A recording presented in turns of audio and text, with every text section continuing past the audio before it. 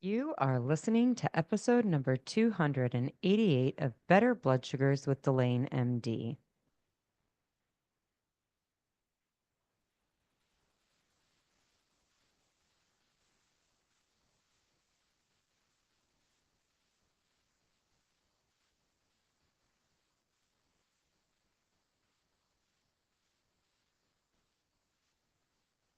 Hey there, and welcome to the podcast. I am so glad you're here. I'm so glad you're taking some time for you and your health. And I feel privileged today that you're deciding to spend that time with me. Today, we are going to discuss what it takes to fix your type 2 diabetes, to fix your blood sugars, to fix your insulin resistance. Recognize insulin resistance and diabetes are interchangeable. And I know that I don't always do a good job about distinguishing between the two of them, but I always mean the same thing. In my time with working with women who want to fix their health, fix their blood sugars, fix their diabetes, women frequently will come to me believing that they will need to know how many macros they have to eat or what kind of foods they have to eat. They will expect me to give them an eating list, a prepackaged food service, whatever it is. They want to know if it's the Mediterranean diet, is it low fat, is it vegetarian? They want to know the actions that they need to take to fix their blood sugars and their diabetes. But the two things that I see getting in the way of women fixing their diabetes permanently, entirely, with peace and self reliance is their personal belief about them and their health, and then their ability to show themselves grace. These are the two primary things that women need to develop and work on, this belief and this grace, in order for them to fix their diabetes and become the healthy woman that they want to be. So it's not a set macro count. It's not eating astronaut food. It's not information. It's belief that things can be different and grace with themselves as they learn.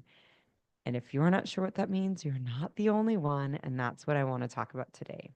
Before we get started, I want to give you my reminder of being very careful if you are medicated for your type 2 diabetes. If you are currently on medications for type 2 diabetes, I need you to be very careful as you change your diet. Recognizing that you have been medicated for the way you have eaten and lived in the past, and if you change those things, you're going to need to change those medications as well, or you may end up quite sick, the kind of sick that looks like hospitalization, ER visits, possibly even death. It can make you very, very ill if you're changing the foods and you continue to be medicated for the way you used to eat. So, what I encourage you to do is to contact the provider who wrote the prescriptions for those medications. Ask them how they want you to share with them your blood sugar logs, and then how you can expect to hear changes to your medication regimen from them.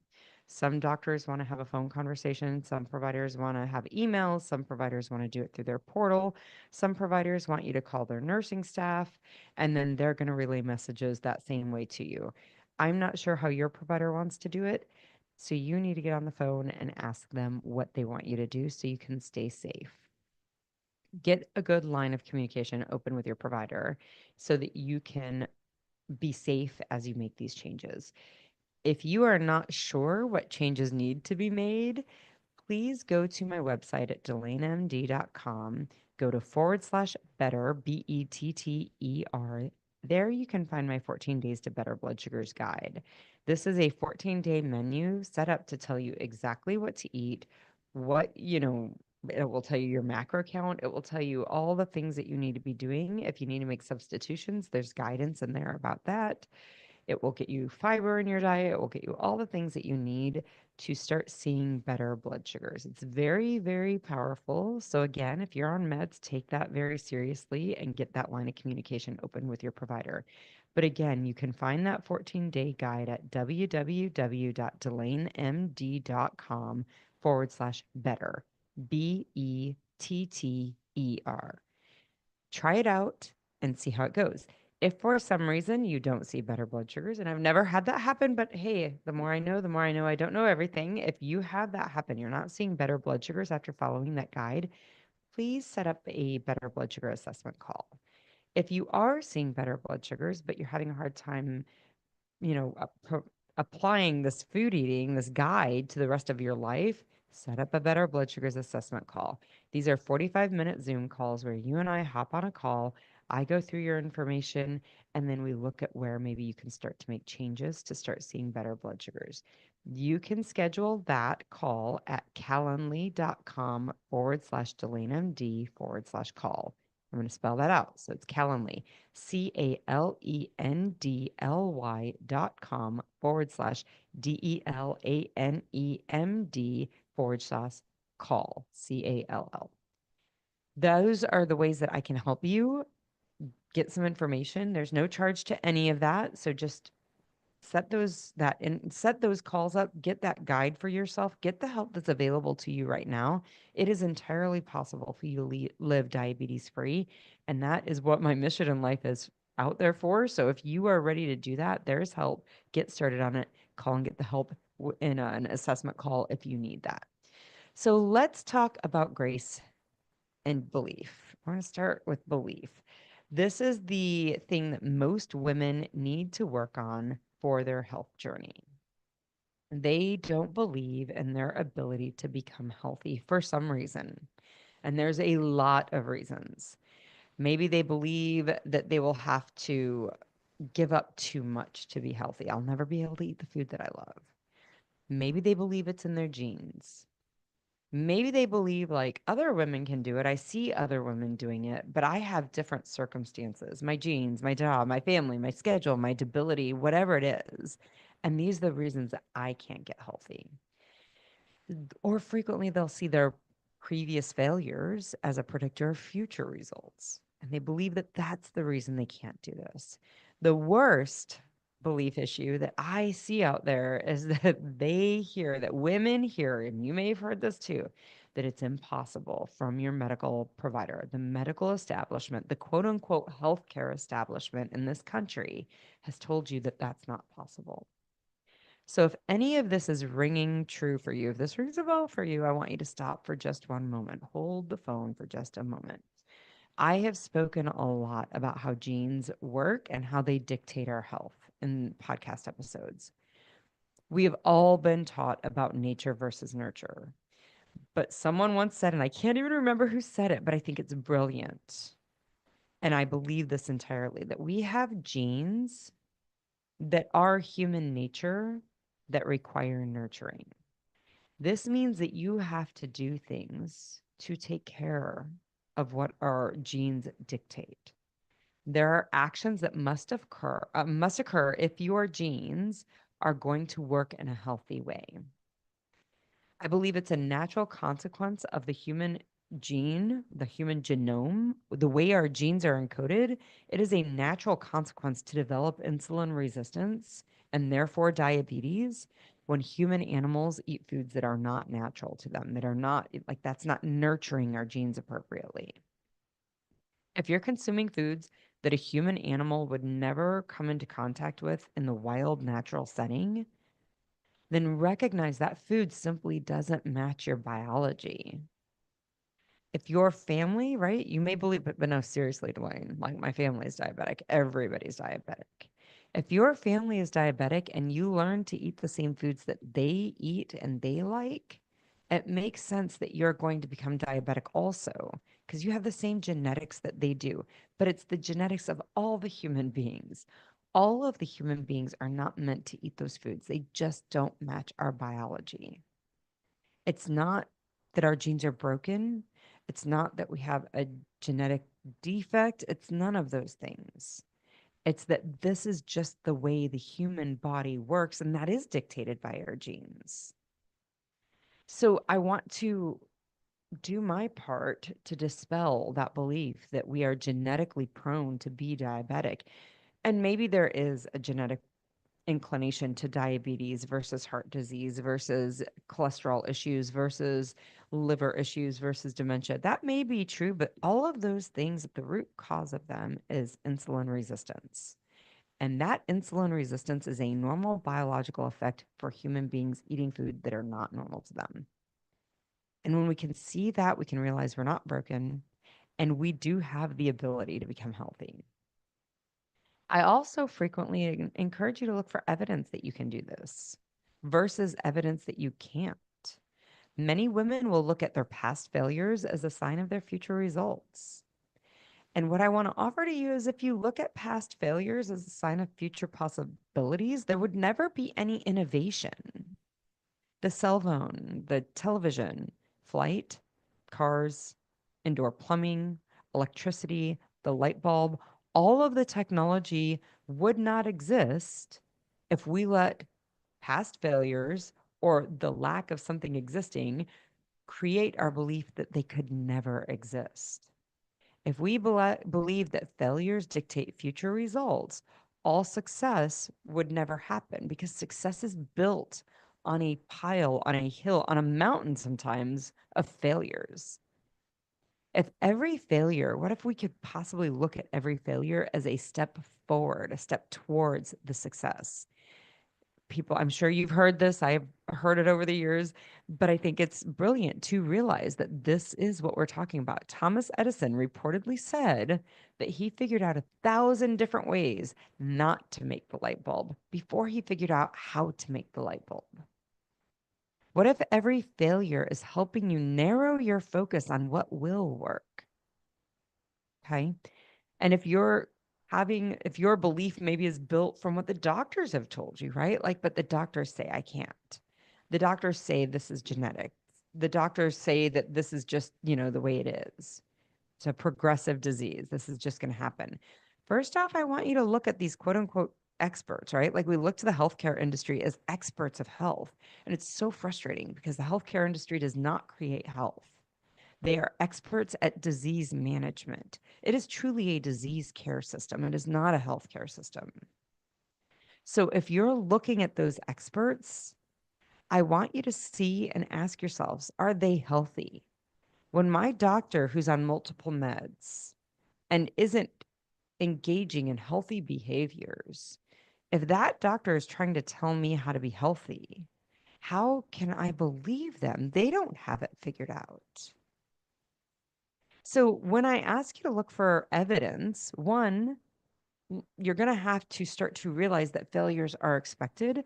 And two, you're going to have to start to look at people who are actually doing this. And if it's not your doctor, that's fine. Look for people who are healthy elsewhere in your life, as far as you can see.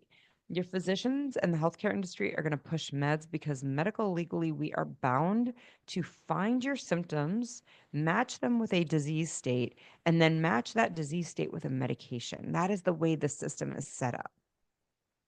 They are not taught, we as physicians, we as the medical industry are not taught to consider the root cause of your disease and then teach you how to address that root cause. That's what I do.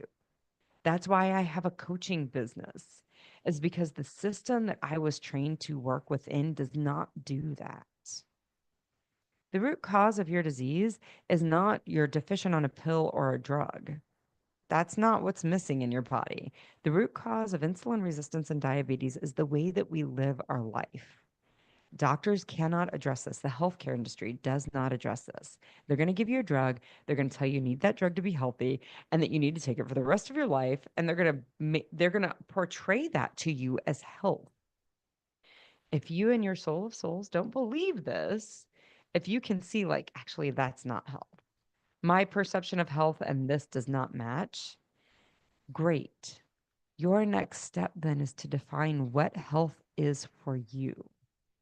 Please get clear on this. This is part of creating the belief. This is part of getting really specific about what you believe about you and you being healthy. What is health? Many women come to me and they have a list of biomarkers that they believe are healthy. They believe an A1C needs to be less than 5 point something. I would say 5.4. Your doctor will get off your back at 5.7. Your doctor may never get on your back if it's below 6.4, right? So the A1C, they have a biomarker, a lab value. I want my A1C less than a number. I want my fasting blood sugar less than a number. I want my fasting serum insulin level less than 7, even though the lab will say less than 14 is normal. I want my liver enzymes normal. I want my cholesterol panel normal. I want my waist circumference less than 35. I want my blood pressure in a certain range. I want my weight in a certain range. When I ask many women as they're starting to work with me, what is healthy? That is what they give me. They give me a list of biomarkers that they believe are healthy, and they're wanting to get to that. What I want to offer to you is that these are all results. These are all results that come from actions and activities that you do on a daily basis that are actually healthy. They are surrogate markers. These biomarkers are surrogate markers about of telling me about the actions that you're taking, telling you about the actions that you are taking. So I need you to decide what actions are healthy for you. What food do you consume? That's an action. The consumption of food is an action that you take. What does that look like when you're healthy? What about your physical activity? What does that look like from a healthy perspective? If you're healthy, what are you doing? How is your mental health? How are you managing stress if you're healthy? How are you sleeping to be healthy? Answer these questions. For me, the food I consume, truly, I have the food that I look at and that I eat must look like food that comes from the earth somewhere. I must be able to envision how that food comes into my mouth from the planet, from the earth. For me, that's what it looks like. Yes, I consume things that aren't of the earth, but I never sit there and tell myself, oh, this is the healthy thing. It's not the healthy thing. Anytime I have an ice cream, a candy, a bread, whatever it is, I'm never going, this is healthy. It is not healthy. My body tolerates a certain amount of that fine. All human bodies tolerate a certain amount of that fine. But when we're thinking about what is health, you're going to have to get real clear on the food that you're eating. What is health food? And then be clear that anything outside of that is just not healthy. Doesn't mean you can't have it. It just means that we're not telling ourselves it's okay, it's healthy, because it's not. You also have to get real clear about what activity looks like for you when you're healthy.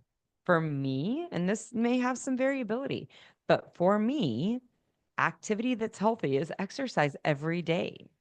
And because I know that my work is not the most um, strenuous work out there, I require at least an hour of exercise a day.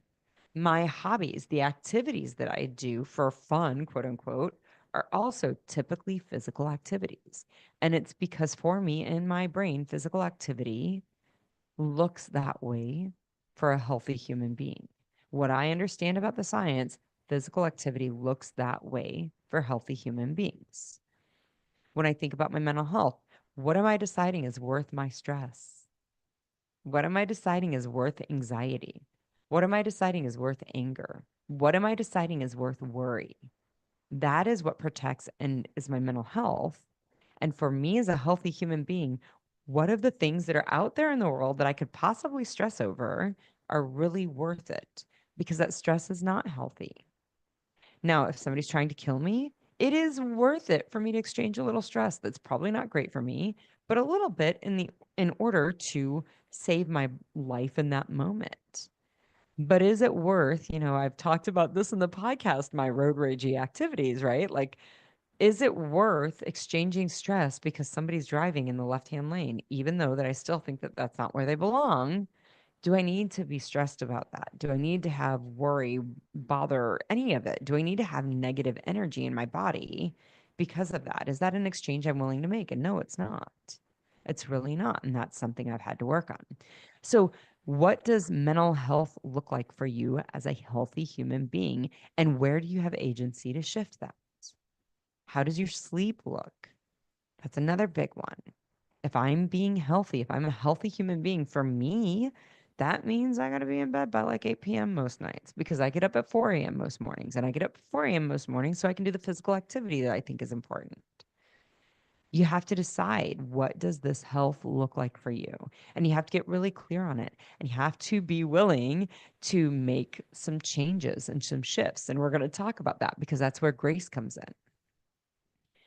I want to also point out that this shows, this kind of reveals a really obvious issue with health in our country, in the Western society, that no one really talks about.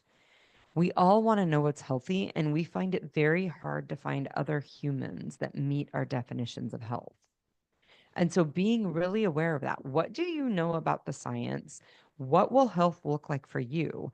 And then understanding that we will get a lot of advice from people that are not meeting our expectations of health. And then being very aware of that and how we bring that advice into our life. There may be parts of it that are totally relevant. And then there may be other parts of it that are like, that just doesn't match what I know about it. And that's okay. You can be different. You can think differently. But do understand, the studies tell us that 9 out of 10 Americans are insulin resistant if you look at their biomarkers. Like their biomarkers say insulin resistance is likely present. It's not 100% because remember, it goes back to the things that we're doing, the actions we're taking. However, if we look at that, that's a high percentage of people in this country that are not doing the activities of daily living that should be creating health in their life. So it's going to be hard for us to find a good example. We have to learn to believe what we know, believe what we have seen, and believe that it's possible for us. I see that that biology just does not match what I'm doing, right? Like that those foods, those actions just don't match the biology that I have as a human being to create the health that I want. And I'm not seeing other people do it, so I'm going to have to start doing it my way and see what I get to. All of this really does hinge on a belief you have in yourself. Do you believe that you can change your ways? Do you believe that it's possible for you to learn new things? Do you know even what you believe health is? Or are you relying on somebody else's input that doesn't maybe match yours, your understanding of health? Have you even thought about these questions? I would really encourage you to answer these questions and decide for yourself what your health is, and then start making actions based on those answers. And then the second thing that I see women are missing when they are trying to get healthy is going to come into play. You need to have grace with yourself. You do not know what is coming for you as far as I'm going to try to get up at 4 a.m. Delane says you got to get up at 4 a.m. every day to exercise. And I'm going to try to do that because that's what health is. Hold the phone, friend. If you've got a new baby at home, you're not going to be able to get enough sleep to do that. So you need to maybe make some adjustments. And this is where grace comes in. Like I tried it and I failed. Like I tried getting up at 4 a.m., but I just couldn't do it. That was my plan. Now I've messed it up and I'm never going to get it right. And it's going to be just like all those other times before. Hold the phone. Have some grace with yourself as you're learning to do this. Women come to me and they don't understand this concept of having grace with themselves. And instead, they make a plan because they thought that that was the right thing to do. And they find that it's hard to carry out for whatever reason. And then they feel guilt and shame about their ability to carry it out. They see their results. Even this happens when we're like start just like trying to get healthy. Like, oh my gosh, I finally got my diabetes diagnosis. I knew it was on the way because I eat in this certain way, and I knew that this probably wasn't healthy. And my mom and dad both have diabetes. Like we see it coming. And our brain offers us a horrible question. How did I get here? How did I let this happen? I should have known better. This brings on that guilt and shame. And human beings in the midst of guilt and shame will try to hide. And hiding never gets us an answer. And so it's very hard to make those long-term changes if we're not offering ourselves a little grace in this situation. Like guilt and shame isn't going to get us there. I didn't know or I wasn't doing it for whatever reason, and it seemed to make sense in the moment, and I'm going to go forward from here and do it differently. Lots of times when we'll do this, right? Like that gets them started, and then they don't see changes immediately, and then they feel frustrated, right? Why isn't this happening faster? Many women have felt this. You probably have had this. You feel constricted. You maybe even feel suffocated. Frequently, this lack of self grace, these feelings of guilt, shame, frustration, suffocation, constriction will lead to futility. Like it just feels like this is all futile. Why even try? I should go to my doctor and get the med. When we feel guilt and shame, we hide, and then we can't figure it out because we're hiding from it. and then we give up. So, my friend, if any of this resonates true with you, I want you to take a deep breath, real deep breath into your belly. With my clients, when we work together, I frequently will talk about having grace and space. And when I talk about grace and space, I literally put my elbows out. Like if you were playing volleyball or basketball, probably basketball more. If you ever played basketball, I don't know. I played basketball a few games, not a lot, but I always felt like everybody was like impinging on my space. And so my elbows would go out to try to get myself some space. This is what I want you to think of. This is what we talk about in when I work with my clients. Give yourself some grace and space. That deep breath literally creates some space for you. In this moment, my friend, you are not broken and you are fine. In this moment, you have air in your lungs and another moment on this earth, and that's all that you need to make a change. So I want you to take a deep breath and I want you to realize the benefit of giving yourself some grace and space. As you're learning new things, you're going to make mistakes. You're going to make a plan and you're not going to know where the plan is faulty until you do it and you find that it's faulty. That is part of the process of learning. You will make mistakes and you need to learn from them in order to become the healthy person that you know is possible. Most women who have been working at getting healthy, right? Like we live in a society where we're told thin is healthy, and then we're told drink Pepsi, drink Dr. Pepper, have Twinkies, go out to eat with your friends, do all these other things. We're taught all of these things that will not lead to thinness, and thinness is healthy. And we're all trying to constantly for decades scrounge, scrape, beg, borrow, and steal to get to that. So most women who have been working at this, most of us in this Western society have been working at this for years. We've been using diet plans, shakes, food plans, talking to our doctors to get some guidance, and we create beliefs from our past that make us believe that we just can't do it, that it's not possible. So instead of doubt, self belief, instead of doubt, disbelief, guilt, shame, and despair, what we need is a little bit of grace and space to learn how to do this differently.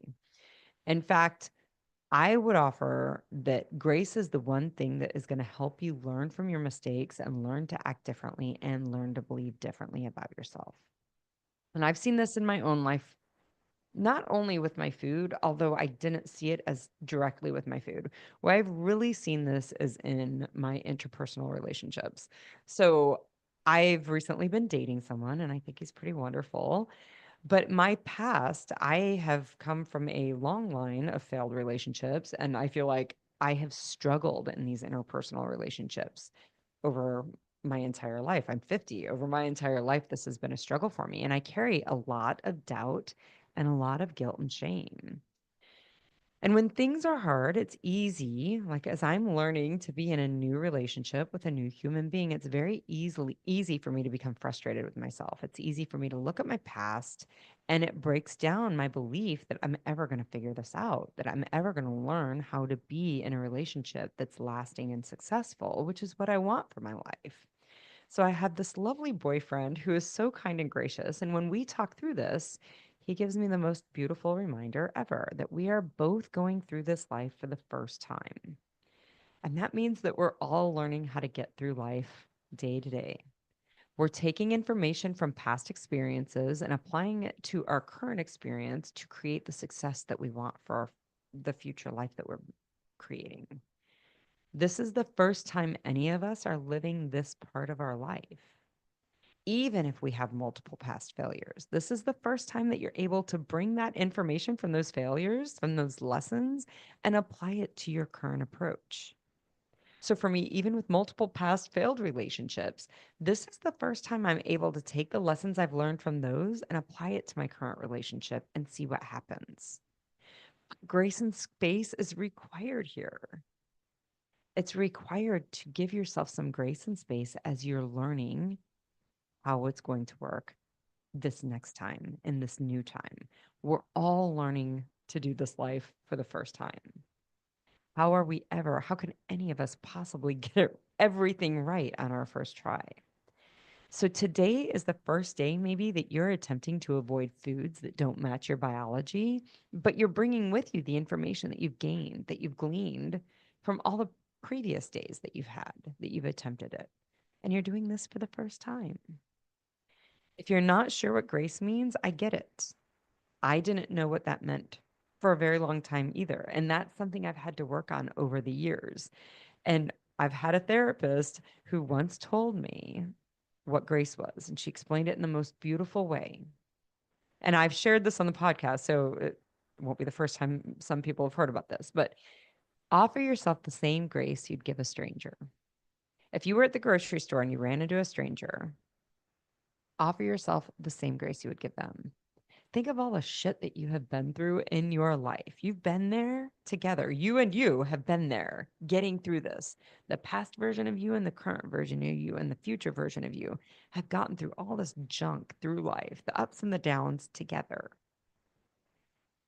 Think of the thick and the thin. And here you are, still attempting it, still going at it, still wanting more, still wanting something better. If you have that kind of fortitude, you owe yourself the same grace that you would give a complete stranger. So think about that. That is grace. If you can give a complete stranger the grace and the space to like be in the grocery store with you and maybe like do something annoying or maybe like get in your way or maybe like take the last bottle of something and you're like, oh, that's junk, but all right, here we are. Or you can be kind enough to say, hey, go ahead of me in line. You've got like one thing, I've got a grocery cart full of things. If you can be that gracious with some stranger, be that gracious with yourself. Give yourself that same grace. And if you can give yourself that grace and space to do today for the first time, maybe you can find a way to take a step closer, a step forward, a step in the direction of your health. From here, from the grace of doing today for the first time, from getting healthy from this space in your life for the first time, I want you to ask yourself some really probing questions. One, what is working for your health right now? Two, how are your health changes feeling in your body? I don't want, and if you say, that feels like blah, blah, blah, blah, blah, blah, blah, and you go into a sentence, that's not what I'm talking about. That's a thought. I want you to decide how it feels in your body. When I wake up in the morning and I go for a workout, my body it probably feels tired. It may feel a little excited or like there's anticipation. It may feel sore from the day before. Like all of these are feeling words. How does your body feel? Some days you're going to have good feelings, some days you're going to have bad feelings. How are these health changes feeling? When you eat healthy food, how does it feel in your body? How are these health changes feeling in your body? I want you to ask yourself what you like about the way this feels. Right now, in this moment, what do you like about it? Ask yourself what you don't like. Maybe you don't like being tired in the morning. That makes sense. Ask yourself what's wrong with that. That's another great question. What's wrong with this? If you're eating a salad and you're like, how do I feel about this? How does it feel? It's like desire for a Twinkie. What are you not liking about that? I don't like to desire a Twinkie. I want to have the Twinkie. What's wrong with that? Of course you want to have a Twinkie. There's nothing wrong with wanting to have a Twinkie. Of course, when you wake up at 4 in the morning, you're tired. What's wrong with that? All the humans are tired when they first wake up. And then from that space, you can decide like, oh, I like the way my body feels when I eat this food. There's going to be some desire and there's nothing wrong with that. Why is this not enough? Ask yourself these questions. Use them to dig deeper into your health journey. Set yourself up for your next step in your health journey by using these questions. This is going to help you decide what's working and what's not working and where you need to maybe make some changes from using that grace and space. Where is there an opportunity for you to make a change? These questions are going to set you up for that. Okay. This journey is a walk. It will require belief that you are going somewhere. And then it's going to require you to have some grace as you take some turns and navigate your way that maybe you're not doing it perfectly with every single step.